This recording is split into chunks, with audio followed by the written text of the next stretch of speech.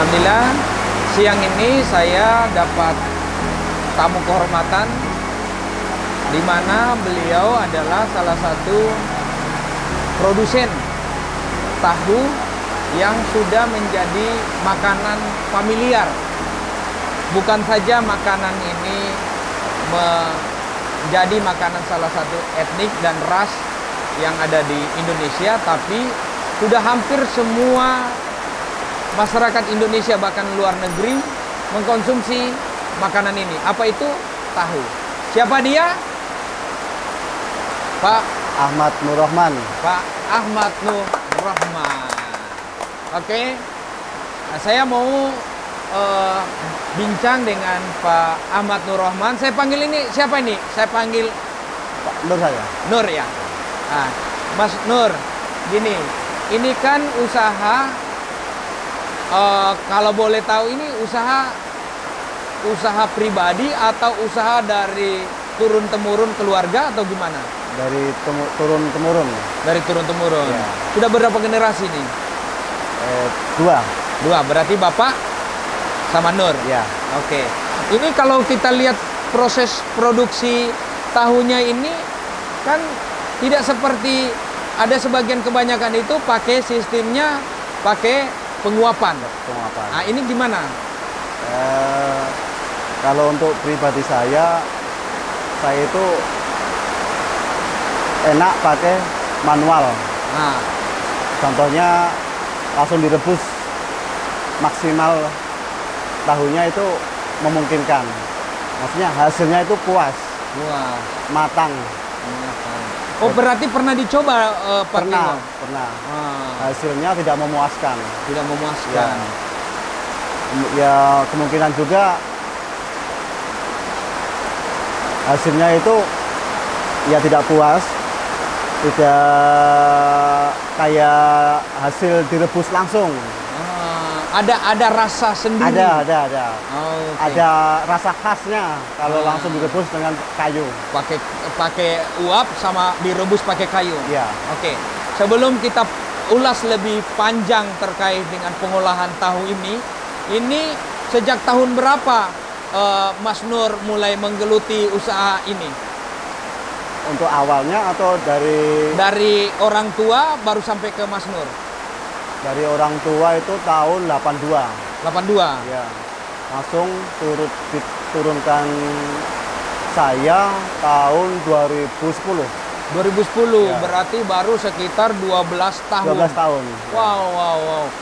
Saya mau tanya, dulu ini bagaimana pengolahan orang tua? Berarti bukan di sini tempatnya? Di sini? Oh, sudah di sini? Ya. Sudah begini modelnya? Atau sudah ada inovasi atau ada perubahan? Ada perubahan banyak. Perubahan yang paling mendasar apa?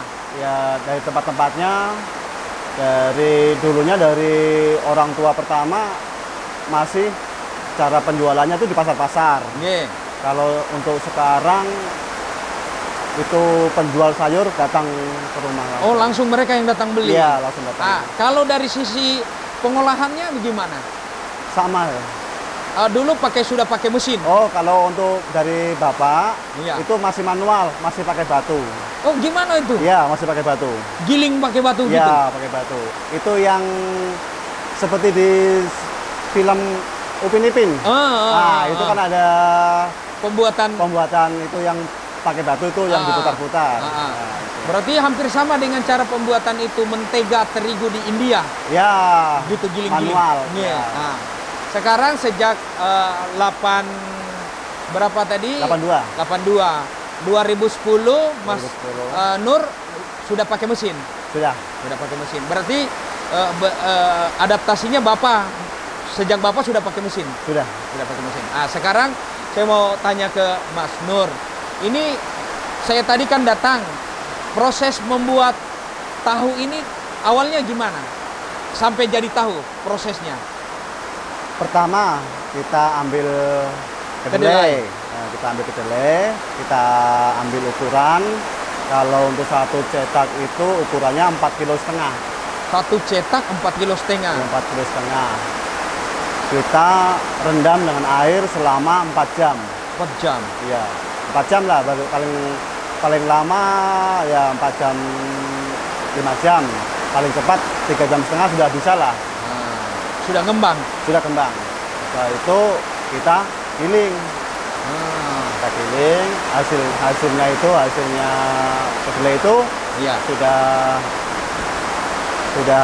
digiling, langsung kita rebus. Direbus di sini. Ya, itu kita rebus.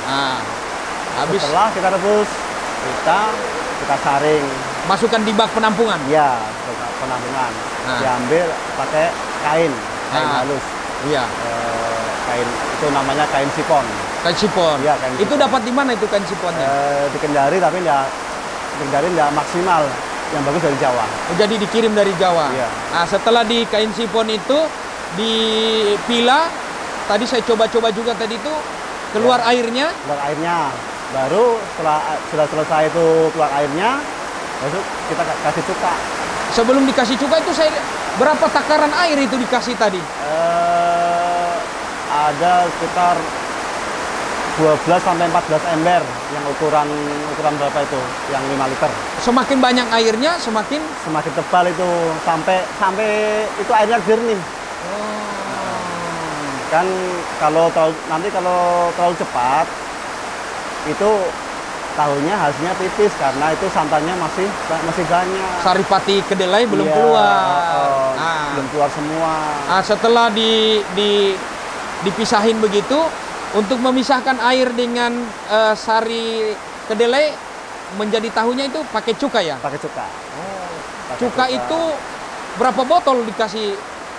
Itu awal permulaannya itu sampai jadi lah. Nggak tahu itu setengah botol atau 1 botol sampai jadi. Nanti seterusnya kita simpan untuk besok lagi. Sampai berapa hari itu bisa bertahan dipakai? Dilihat aja tergantung dari tahunya. Kalau tahunya sudah tidak kenyal, ganti. Ganti. Ya. Berarti cukanya itu cuka botolan? Cuka makan itu. Cuka makan yang botol ya? Iya, botolan. Oke. Setelah mengendap, dibuang airnya, baru diangkat di cetakan. Iya. Itu tadi sampai cetakan itu kan ngepres. Ya. Begitu ngepres itu berapa ketebalan? Ya sekitar ada 3 cm lah. 3 cm. Iya. Setelah jadi itu kan Mas Nur balik, ya. Itu saya mau tahu, itu pakai ilmu apa itu? Itu enggak semua orang bisa begitu, Pak. Itu harus orang-orang sakti memang itu, Pak. Iya. Orang sakti berarti sampean ini pernah berguru dari Padepokan? Dulunya itu masih dari keturunan Jawa sih. Iya. Jadi keturunan sampean ini keturunan apa ini? Dari wali, Pak. Wah, wali apa? Iya, Sunan Kalijaga ini, Pak. Sunan Kalijaga. Iya, ya insya Allah, Pak, masih kerabatnya keturunan-keturunan. Karena dulu dari wali itu kan menyebar agama Islam. Iya. Jadi pertama di Pulau Jawa. Nah, di situ nih menyebar agama Islam. Setelah itu langsung dikasih keterampilan. Berarti sampean ini keturunan langsung dari wali Sunan Kalijaga. Berapa keturunan lah. Lantas itu ngiris-ngirisnya? Wah, itu udah sembarangan juga itu, Pak. Itu pisaunya harus tajam memang. Harus tajam. Iya. Itu pisaunya diambil dari mana? Dari masih Empuk Gandring itu. Satu keturunan saya Ken Arok. Begitu, Pak. Jadi itu ngiris tahunya itu ada ukuran-ukurannya. Ada, Pak, ada. Itu kenapa harus diukur-ukur? Ya, kita ambil dari ukuran. Kan itu hasilnya dari tahu itu biar enak diambil. Nanti kalau diiris kecil-kecil, ada tergantung permintaan lah. Ada yang besar-besar ya kita ambil yang besar-besar. Kalau yang minta yang kecil-kecil, kita iris yang kecil-kecil. Oke. Jadi itu semua tergantung permintaan pelanggan. Ya. Oke, setelah diiris itu tadi ini dipisahkan, habis itu nanti digoreng lagi ya? Iya, Pak. Goreng. Setelah digoreng, Mas Nur yang goreng atau siapa yang goreng? Istri. Istri. Oke, berarti sampai digoreng pelanggan mengambil di sini. Pelanggan datang dengan sendirinya. Oke. Berapa satu kotak itu? Satu cetak. Satu cetakan. Satu cetak maksudnya bijinya atau bijinya harganya? Kalau untuk itu untuk penjual sayur yang mau jual lagi 1.000-nya 4. 1.004. Iya, satu cetak isinya 520. 520. Oke. Kalau dia beli borongan itu satu kotak itu berapaan duit? 130. 130. Oke, para sahabat Rashid, netizen, kalau mau makan tahu khas yang direbus langsung, silakan hubungi Mas Nur di Desa Mekarsari, Kecamatan Palangga, Kabupaten Konawe Selatan. Tahunya pasti rasanya rasa tahu. Iya. Iya, yo. Iya ya. Karena kalau bukan rasa tahu, ya pasti orang tidak mau beli tahu. Ya iyalah. Oke, ini sudah jadi. Satu hari bisa berapa produksi?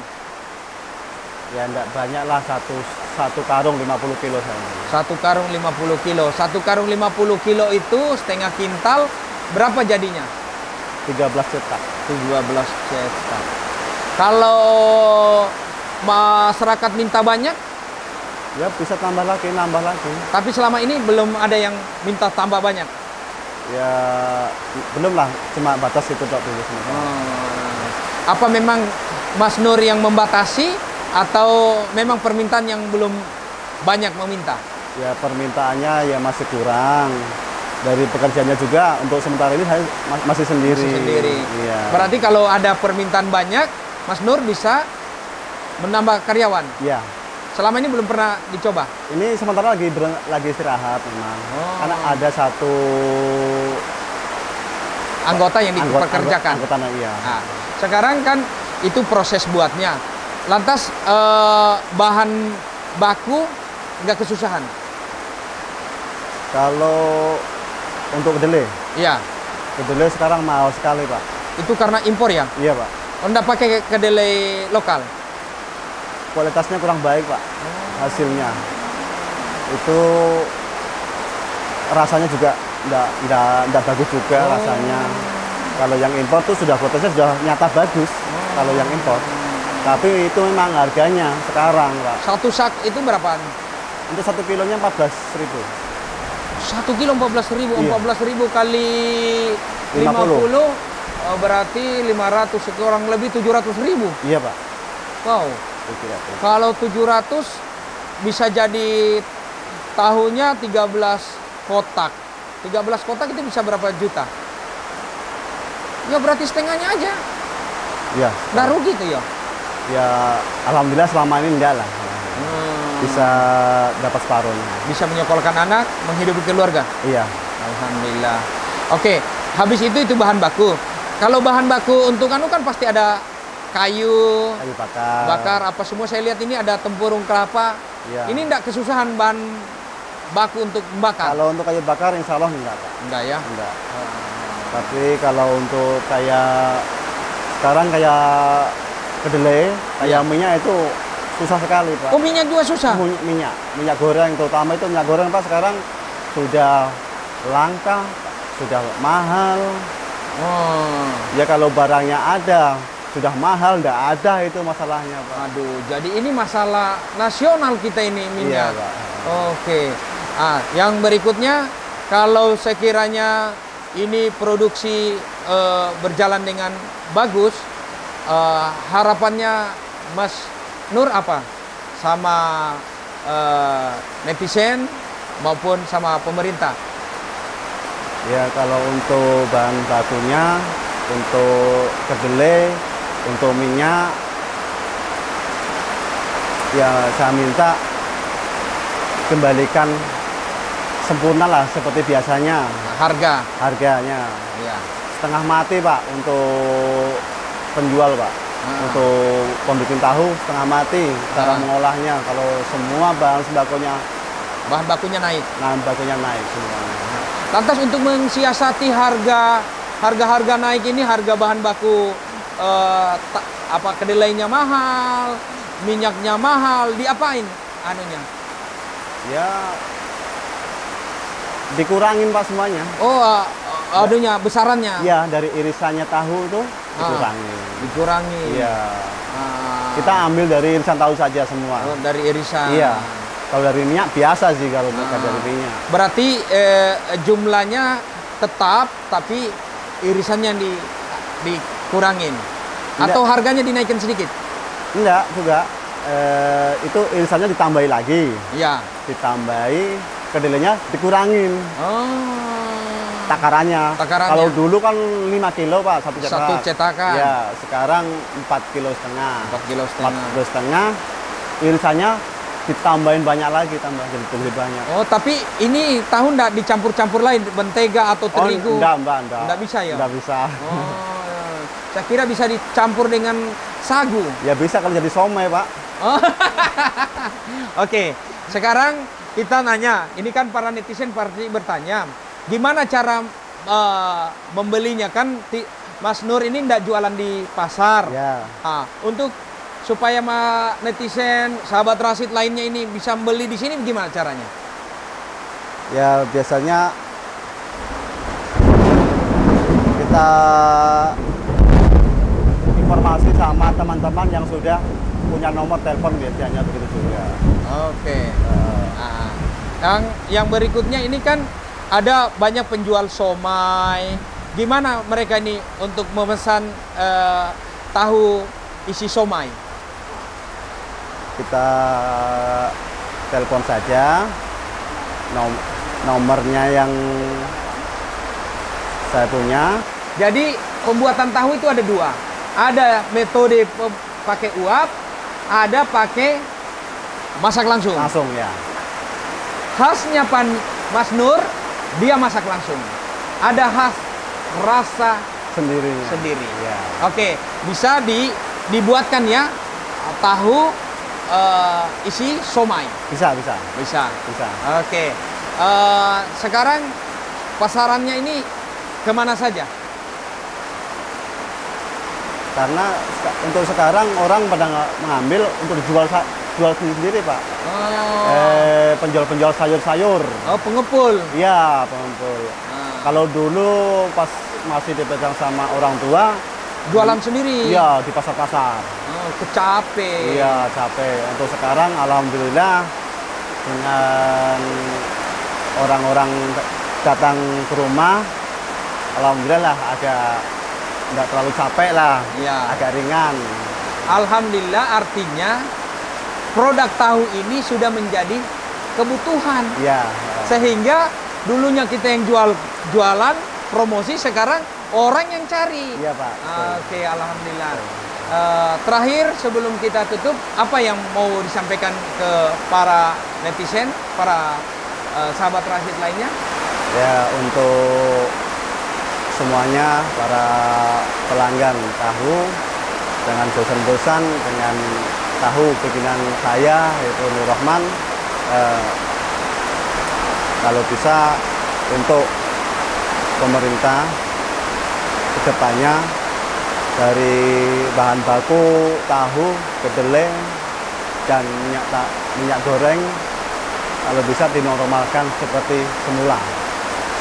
Saya lihat juga mesinnya itu kayaknya udah keropos. Iya, Pak. Kalau untuk pribadi saya memang dari dulunya, Pak, sampai sekarang itu cuma datang-datang saja, Pak. Cuma datang, diwawancarai, apa yang dibutuhkan, tanya begitu, cuma itu saja, Pak. Oke. Alhasilnya nggak ada lah? Nggak ada. Oke. Ya, saya minta, maksudnya dari pemerintah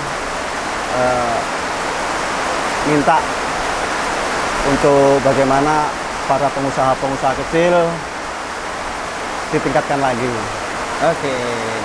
Makasih banyak, itu harapan dan cita-cita dari Pak Nur Rahman.